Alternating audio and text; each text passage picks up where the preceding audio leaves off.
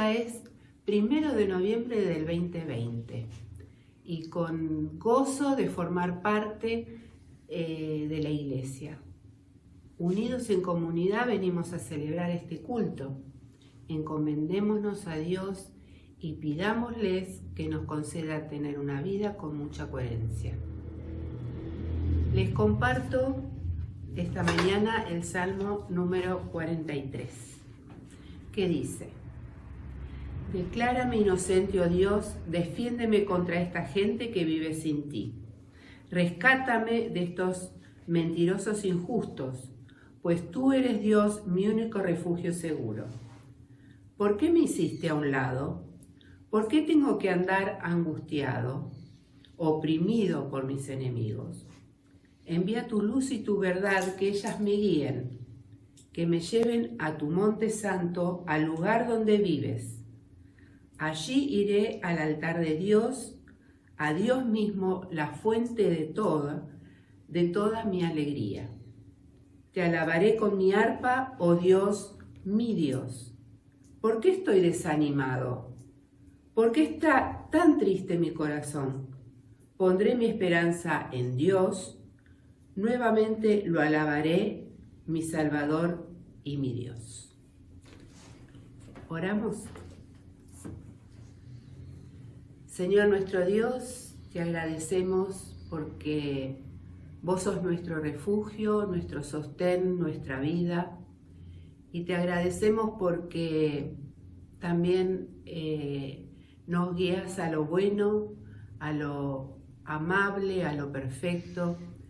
Señor, te pedimos que en esta mañana vos te hagas grande delante nuestro, en nuestra comunidad, Señor, en las personas que están compartiendo este momento con nosotros.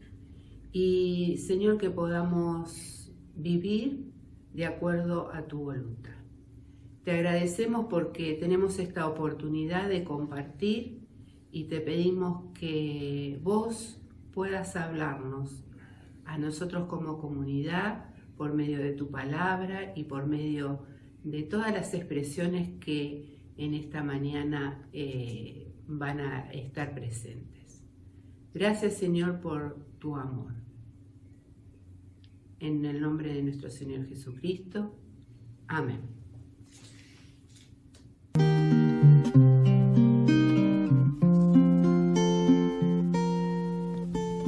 Tú has venido a la orilla, no has buscado ni a sabios ni a ricos, tan solo quieres que yo te siga.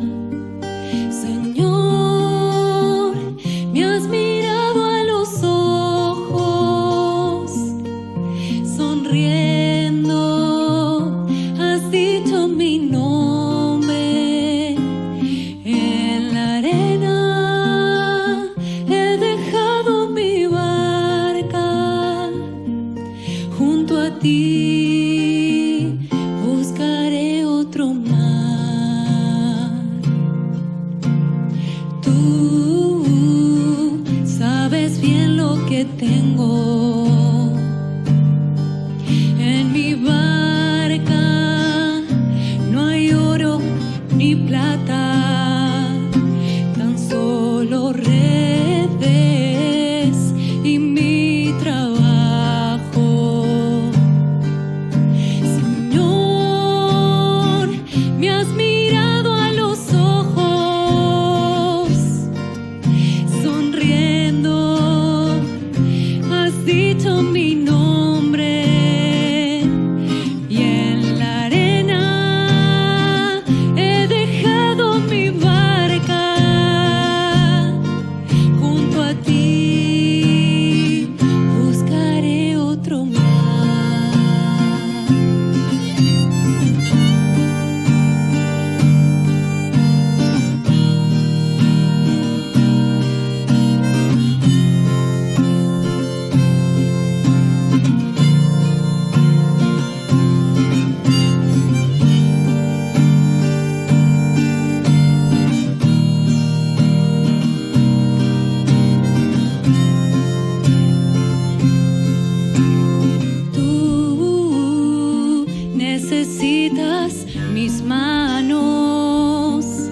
mi cansancio, que a otros descanse, amor que quiera seguir amando.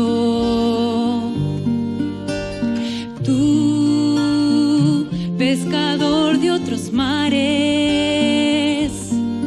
ansia eterna de almas que esperan, amigo bueno, que así me llamas. Señor, me has mirado a los ojos, sonriendo, has dicho mi nombre en la arena. He dejado mi barca junto a ti, buscaré otro mar.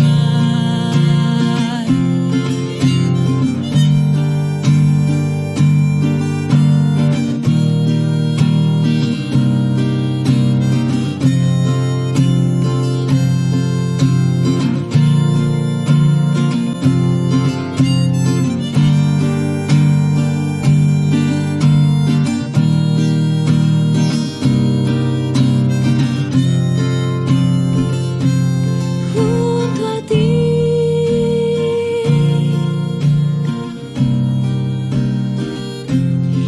junto a ti,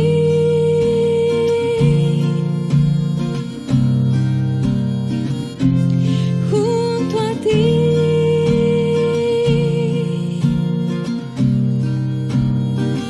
buscaré otro mar.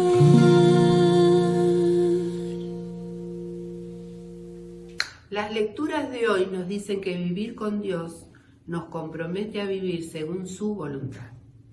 No podemos decir que amamos a Dios e ir en otra dirección contraria a sus mandamientos.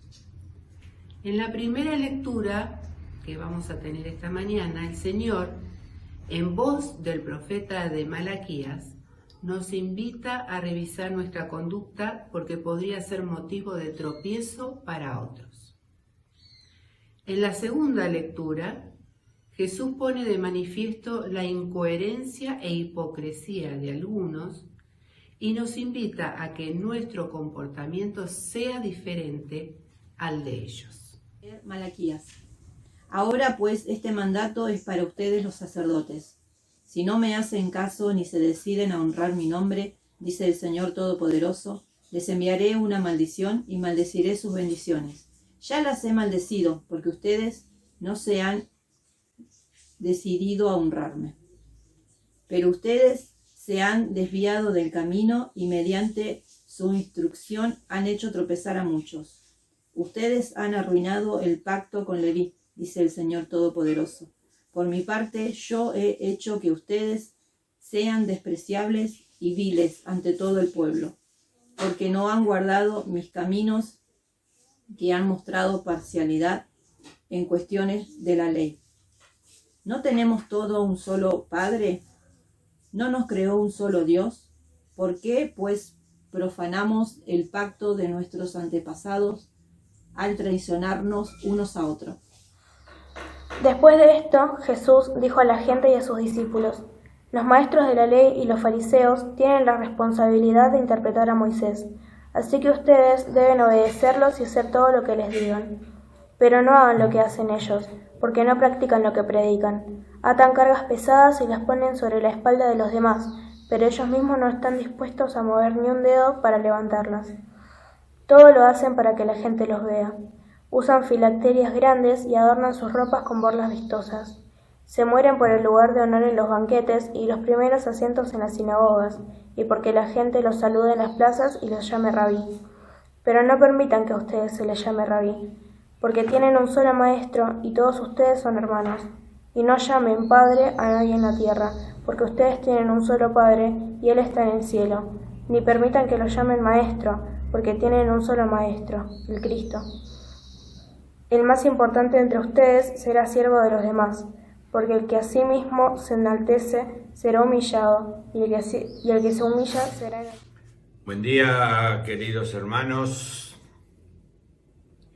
Vamos a referirnos al pasaje último leído en esta mañana y, como siempre, trataremos de encuadrarlo en su contexto para entender lo que se dice,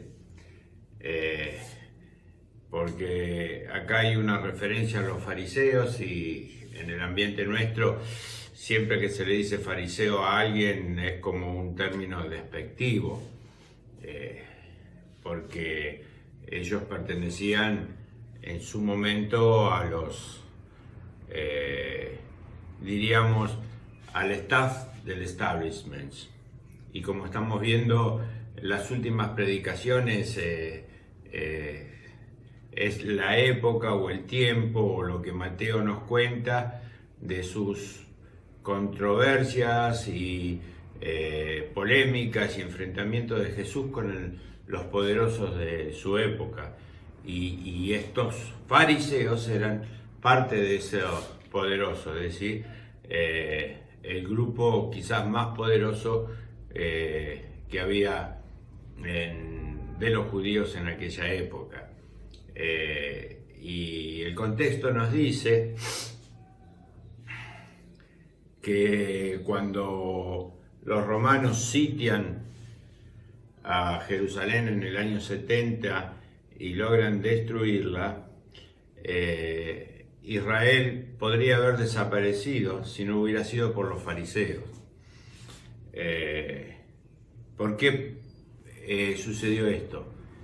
Sucede que cuando Tito, el general romano, trata de y logra destruir y sitiar y vencer a Jerusalén, dentro de Jerusalén, de las murallas, estaba toda la población y estaban todos los que la defendían, todos los partidos políticos de ese momento, saduceo, herodiano, celote, esenio, etc. Uno de los partidos políticos eran los fariseos. Pero los fariseos, viendo que la cosa venía mal, lograron huir. Se escaparon, huyeron y se fueron a una ciudad costera. Era Jamia esa ciudad. Es como que si hubiera un sitio en Buenos Aires, hay un grupo que se puede escapar y se va y se establece en Pinamar o Cariló, podríamos decir. Mientras que Tito, al lograr destruir o conquistar Jerusalén, mata a todos y no queda casi ningún partidario de ningún partido político. Pero este grupo fariseo se establece en la costa y ahí restablece el Sanedrín, que era la Corte Suprema o era el poder judicial de aquella época, y a partir de ahí estructuran lo que es el judaísmo desde aquella época hasta nuestros días. Y es por eso cuando Mateo se refiere a la frase esa que dice: los escribas y fariseos ocupan la cátedra de Moisés. Y es desde ahí que ellos comienzan una guerra a muerte con el cristianismo y son los que propugnan su persecución. Todo lo contrario a lo que fueron en su origen, allá en el año cerca del siglo II, el año 200 más o menos antes de Cristo, cuando se estructuran como un grupo que trata de conservar la sana doctrina y hacer cumplir las leyes. Pero a la altura de la época de Jesús, este grupo, a través de los que lo acompañan, que sería el grupo de abogados, el poder judicial de la época, había complicado la legislación mosaica, es decir, la ley de Moisés, hasta tal punto que regulaban todas las acciones del ser humano sin diferenciar lo que era sagrado y profano. ¿Y qué era esta ley de Moisés? Y la encontramos en la Biblia. Quien haya leído, por ejemplo, el Pentateuco, los primeros 5 libros de la Biblia, se va a encontrar que después de tener algunas historias interesantes, como ser la creación, Adán y Eva, el Edén, la caída, el diluvio, la Torre de Babel, las historias, las sagas de Abraham, Isaac y Jacob, después la historia de José, cómo llegaron a Egipto y las peripecias fueron liberados por manos poderosas de Dios, por Moisés, llegan al monte Sinaí y ahí Dios le da los 10 mandamientos. A partir de ahí encontramos tediosas listas de cosas, rituales y abundantes leyes penales, administrativas, densas listas, y ni que hablar cuando llegamos a Levíticos, Números. Bueno, estos 5 libros los judíos le llamaban la ley o la Torá. Ahí estaban contenidas en forma no muy ordenadas y acumulativas leyes que fueron siendo recogidas en Israel durante 1000 años. Y hay tradiciones donde se mezcla de todo, desde antiquísimas costumbres beduinas y nómadas hasta recetas de cómo debe funcionar el templo o cómo se debe tratar a los extranjeros. Pero para los judíos, a pesar de complicada esta ley, eran preceptos con un valor normativo, es decir, eran principios que reglaban la vida de cada judío. Y los más estrictos de esto trataban de vivir de acuerdo a ellas y reglaban no solo lo religioso, sino también lo civil, lo administrativo, lo penal. Y la cuestión que al no haber imprenta y al hacerse difícil tener el texto del Pentateuco, había que reinterpretarlo y poder explicarlo, porque al proceder de distintas épocas y ambientes, no llegaban a resolver los problemas actuales. Entonces, al principio, esta tarea quedó en manos de sacerdotes, pero en la medida que fue pasando el tiempo, se fueron agregando explicaciones al lado del Pentateuco y se armó como un apéndice de la ley o la Torá. Entonces se empezó a necesitar de expertos que pudieran explicar esta ley y por eso se fueron creando escuelas de derecho, facultades de derecho, donde estos expertos que tenían conocimiento de la ley y las tradiciones y se transformaban en peritos en interpretar y determinar lo que dice la Biblia, atar y desatar, como se decía en el lenguaje técnico de la época. Y en estas facultades, de las cuales la más prestigiosa era la de Jerusalén, había otras también, estudiaron personas muy conocidas como Hillel, Gamaliel, Nicodemo y también un tal Saulo de Tarso. ¿Y qué pasaba acá? Después de varios años de estudios, bajo la tutela de algún maestro mayor, se tomaba un examen y si se aprobaba, el alumno se recibía como de escriba o doctor no ordenado y tenía autorización para trabajar en tribunales, resolver cuestiones personales. Pero cuando llegaba a la edad de 40 años, esta persona era recibido en la corporación de los escribas o el colegio de abogados por medio de una ceremonia de ordenación con imposición de manos de los maestros, y se transformaban en doctor o escriba ordenado. Ahí podía trabajar por sí solo, como un juez de primera instancia, y intervenir en cuestiones religiosas, o ser juez en procesos criminales, tomar decisiones en lo civil. Y estos escribas en aquel momento eran muy útiles y necesarios en esta nueva sociedad que se estaba formando.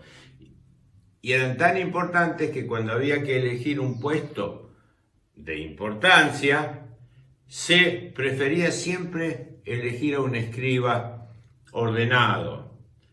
Y casi todos los puestos importantes de la administración y poder judicial del momento estaban en manos de estas personas.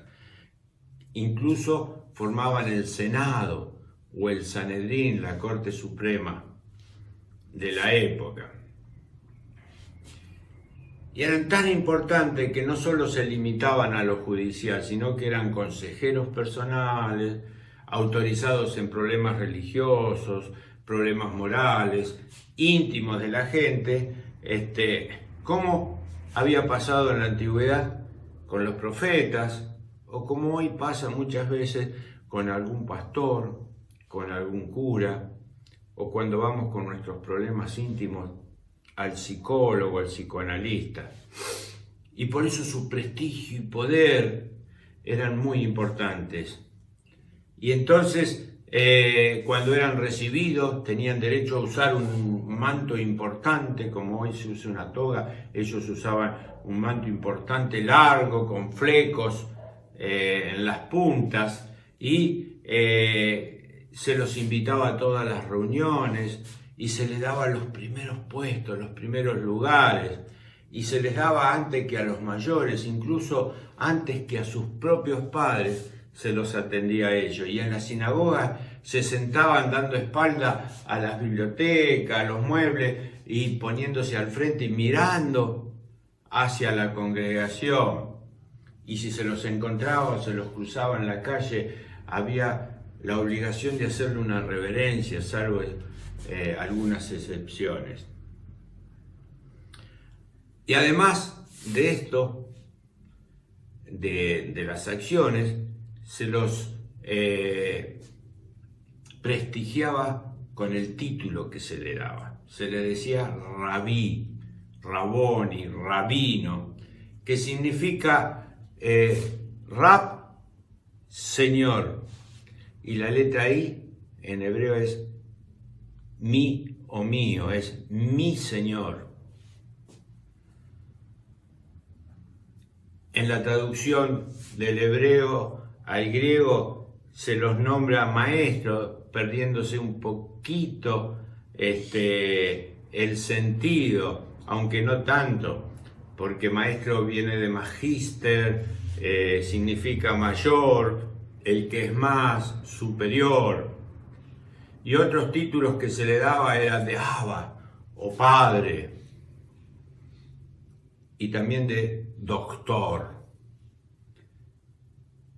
De todos modos, lo que está reflejando este pasaje es la polémica que existía en la época que se escribió el Evangelio de Mateo, por allá por cerca del año 60 y pico, 70, donde se acordaban y se plasmaban las palabras de Jesús en la iglesia primitiva.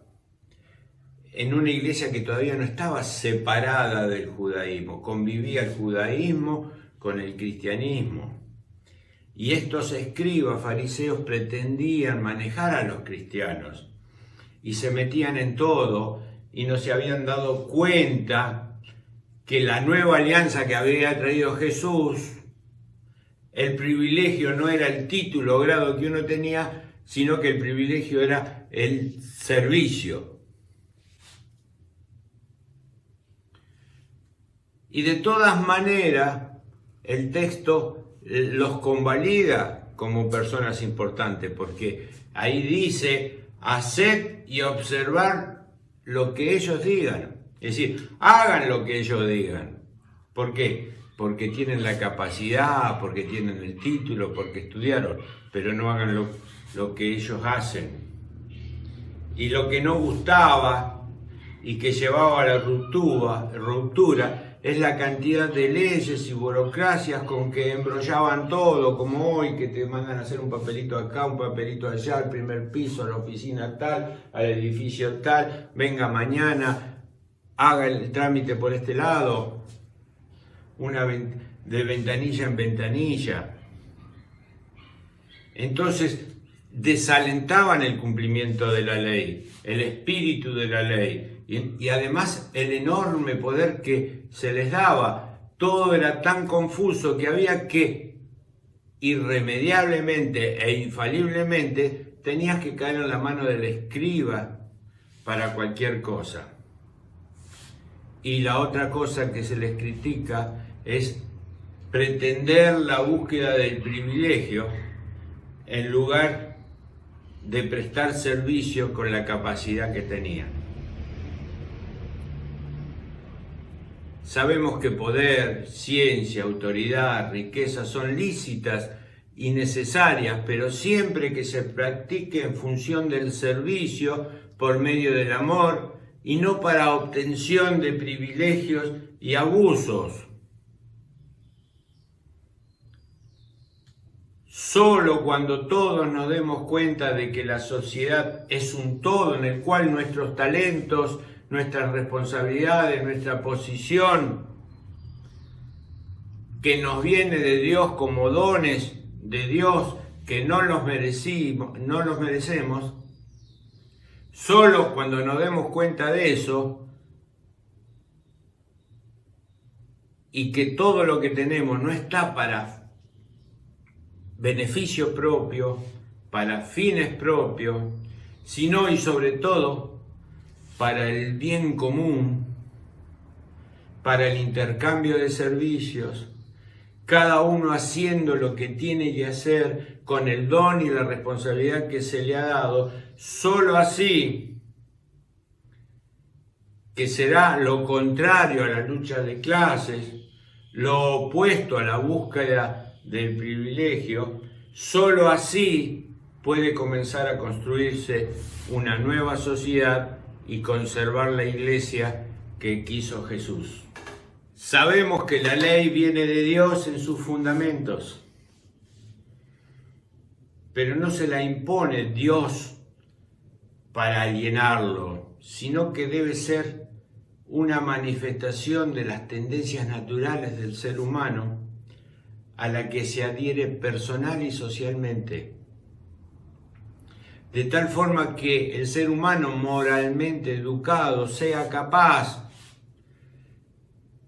sin una legislación, regular cada acto de su vida para realizar actos buenos y libres que agraden a Dios y sean beneficiosos para sí y para la sociedad, y si acaso no llegara a cumplirse, no necesitar un complicado código de procedimientos y normas para restablecer el derecho, sino la prudencia de jueces capaces de dictaminar imparcialmente en cada caso, sin necesidad de referirse tanto a artículos, incisos específicos de ningún reglamento.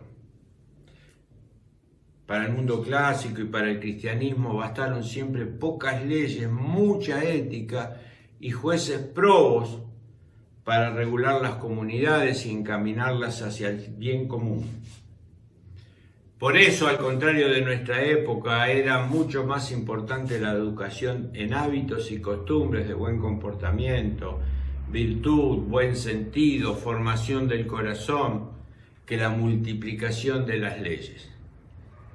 Alguna vez Tomás de Aquino dijo: cuanto más legislación precisa una sociedad, mayor signo de corrupción moral. Pero es solo si el gobierno de nuestras vidas está en manos de Dios en Jesucristo, guiados por el Espíritu Santo. Vos, yo, cada uno de nosotros tenemos nuestros dones y capacidades. Estamos llamados a construir una sociedad distinta. Estamos llamados a ser distintos.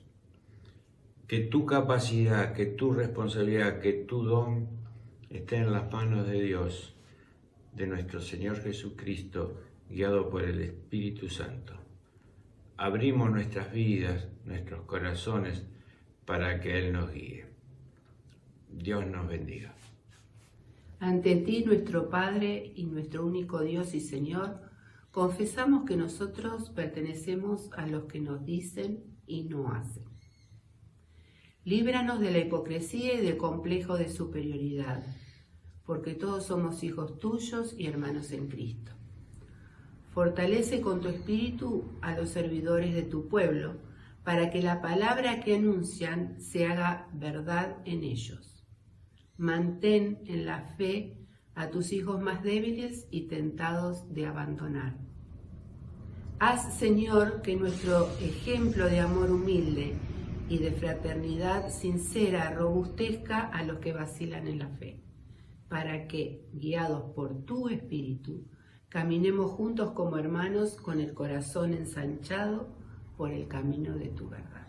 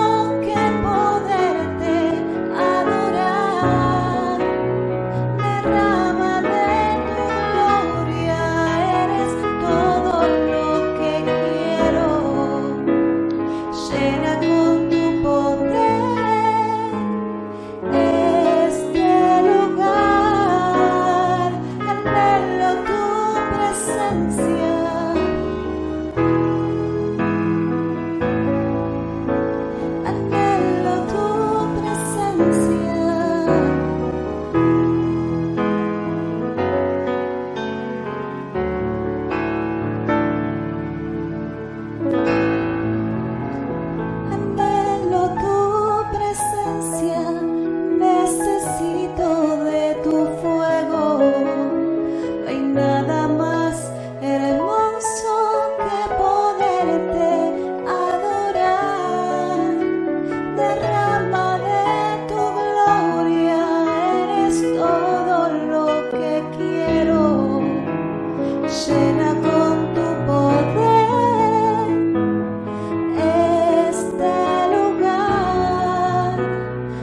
anhelo tu presencia,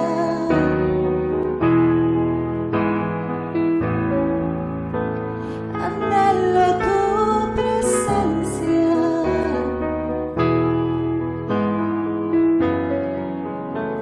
anhelo tu presencia.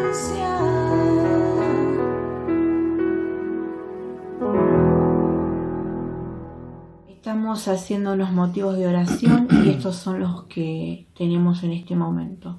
Estamos orando por los jubilados, por Soledad y la familia, por Yoli que está en recuperación, por la comunidad entera, por nosotros, por cada familia.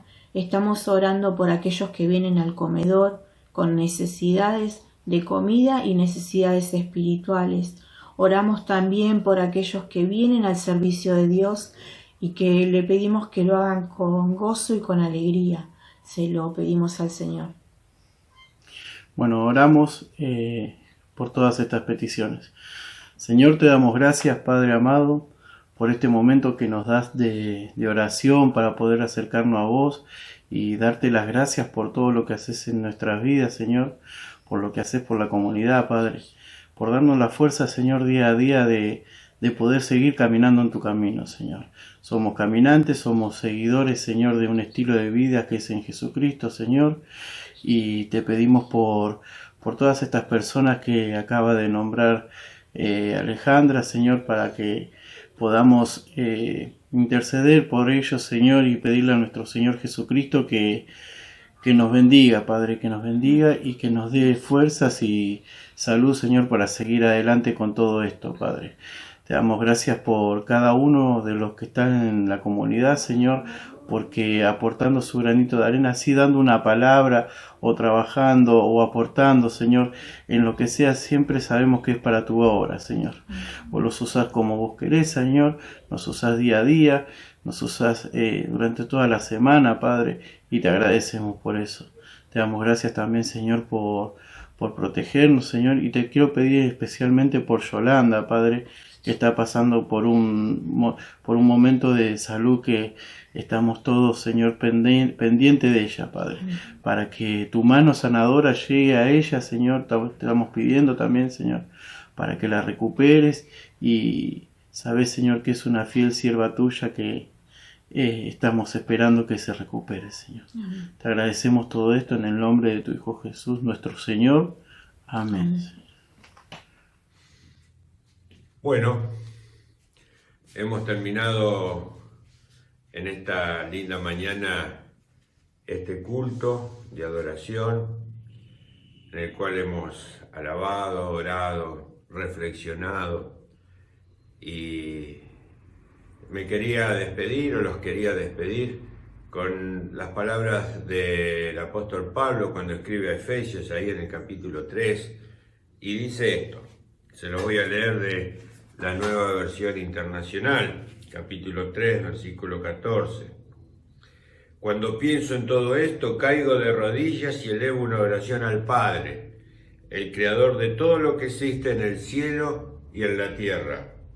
Pido en oración que de sus gloriosos e inagotables recursos los fortalezca con poder en el ser interior por medio de su Espíritu. Entonces Cristo habitará en el corazón de ustedes a medida que confíen en Él. Echarán raíces profundas en el amor de Dios y ellas los mantendrán fuertes. Espero que puedan comprender, como corresponde a todo el pueblo de Dios, cuán ancho, cuán largo, cuán alto y cuán profundo es su amor.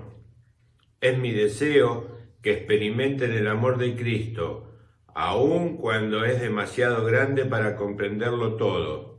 Entonces serán completos con toda la plenitud de la vida y el poder que proviene de Dios. Y ahora, que toda la gloria sea para Dios, quien puede lograr mucho más de lo que pudiéramos pedir o incluso imaginar mediante su gran poder que actúa en nosotros. Gloria a Él en la Iglesia y en Cristo Jesús por todas las generaciones, desde hoy y para siempre. Amén. Que la gracia de nuestro Señor Jesucristo, el amor del Padre y la compañía y guía del Espíritu Santo sea y estén con todos y cada uno de nosotros. Amén.